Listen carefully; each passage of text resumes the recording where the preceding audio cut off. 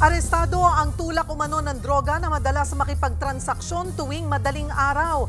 Malakihan din daw kung magbagsak ng droga ang suspect sa Quezon City. Nasa frontline ng balitang yan, si Hannibal Talete. Walang kamalay-malay ang tulak umano ng droga. Kadalawang pulis ang katransaksyon niya sa Commonwealth Avenue sa Quezon City.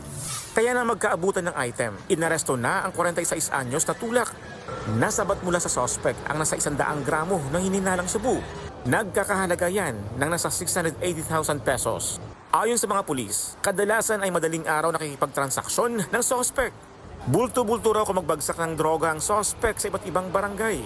Sa Kulyat, Balara, at All Spirit, ang mga parokyano niya is kasama niya sa construction, tsaka mga mekaniko. Inaalam pa kung sino ang source ng suspect ng droga. Dati na rin daw inaresto ang suspect noong 2022 dahil din sa pagtutulak ng droga. Nakalaya lang siya matapos na pumasok sa plea bargaining agreement.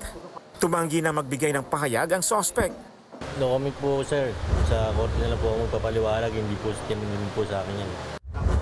Nahaharap ang suspect sa reklamong paglabag sa Comprehensive Dangerous Drugs Act.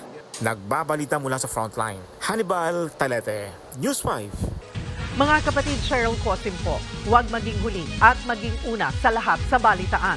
Para sa tuloy-tuloy na talakayang sa Frontline, mag-follow at mag-subscribe sa social media pages ng News 5.